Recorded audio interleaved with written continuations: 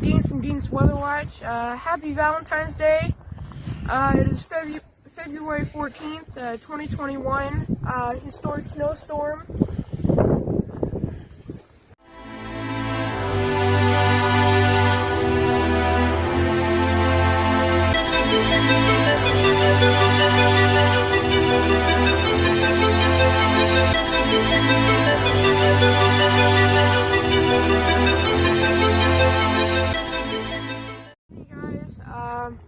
So the National Weather Service just came out and given an update on the snowstorm. Looks like 4 to 10 inches of snow possible west of us, but it looks like here in Keller,